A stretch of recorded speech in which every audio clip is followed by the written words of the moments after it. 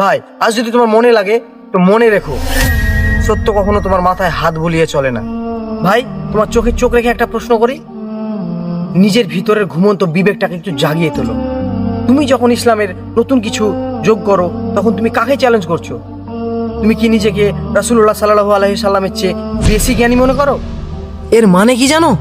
দুটো কথার একটি, নবী সাল্লাল্লাহু আলাইহি সাল্লাম দিন সম্পূর্ণ শিখিয়ে যাননি, তাই তুমি পূর্ণ করছো। অথবা আল্লাহ সুবহানাহু ওয়া তাআলা দিন অসম্পূর্ণ রেখে দিয়েছেন, তাই তুমি ঠিক করে দিচ্ছ। দুটোই কি স্পর্ধা নয়? পরিবারে কেউ মারা গেল, কি হয় আমাদের এখানে? সেই পরিবারটা শোকে পাথর হয়ে আছে। যাদের চোখে এখনো ঘুম নেই তাদের উপর চাপানো হয় এক নতুন বোঝা। 3 দিন 7 দিন 40 এই নামে বিরাট খাওয়ানো প্রোগ্রাম সেট করা হয়, লক্ষ লক্ষ টাকা খরচ হয়, ধার করতে হয়। আরে বাবা, যার বাবা মারা গেল তার তো উচিত ছিল গরিব মিসকিনকে একটু দান করা, আর আমরা সেই শোকাহত পরিবারকে দিয়ে উল্টো শত শত মানুষকে পেট ভরে খাওয়াচ্ছি। রাসূলুল্লাহ সাল্লাল্লাহু আলাইহি সাল্লাম কি এই কাজ শিখিয়েছেন? না, বরং তিনি বলেছেন যখন জাফররা শহীদ হন তখন সাহাবীরা যেন তার পরিবারের জন্য খাবার তৈরি করে পাঠান। সুন্নাহ ছিল তাদের কষ্ট কমানো, আর আমরা বাড়াচ্ছি। এটা কি আমাদের ইসলাম? মৃত্যুর পর দিন ঠিক করে খাবারের আয়োজন একটাও কি রাসূলুল্লাহ সাল্লাল্লাহু আলাইহি সাল্লাম করেছেন? একটাও প্রমাণ দাও। ভাই তোমাকে জিজ্ঞেস করছি, তোমার ইসলামটা আসলে কার? তোমার এই স্পর্ধা বাতিল কেন শোনো। আল্লাহ বললেন, আজ আমি তোমাদের জন্য দিনকে পূর্ণাঙ্গ করলাম। সূরা আল মাইদা 5:3। যখন আল্লাহ নিজেই বললেন সম্পূর্ণ, তাহলে তুমি কি যোগ করছো? রাসূলুল্লাহ সাল্লাল্লাহু আলাইহি সাল্লাম বললেন যে আমাদের এই কাজের মধ্যে এমন কিছু যুক্ত করলো তা সম্পূর্ণ প্রত্যাখ্যিত। সহিহ মুসলিম 1718। তাই তুমি যতই কষ্ট করো, প্রমাণ ছাড়া সব বাতিল।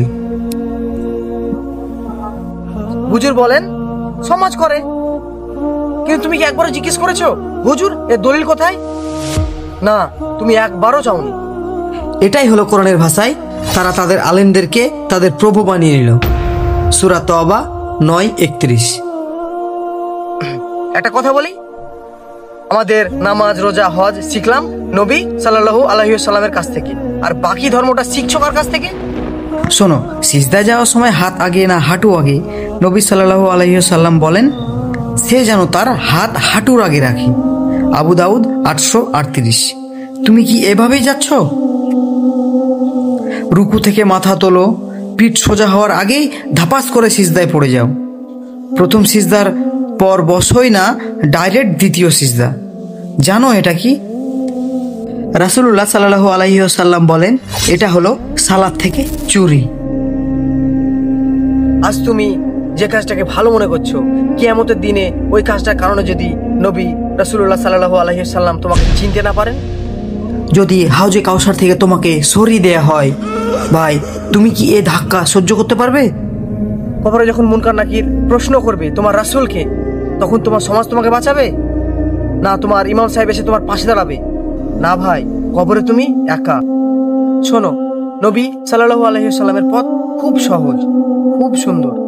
5 মিনিট মন খুলে দাঁড়াও, দেখবে হৃদয়ে কি শান্তি পায়। প্রশ্নটা পরিষ্কার, তুমি কি ইসলামের নিয়ম মানছো নাকি নিয়মের নামে ইসলামকেই বদলে দিচ্ছ?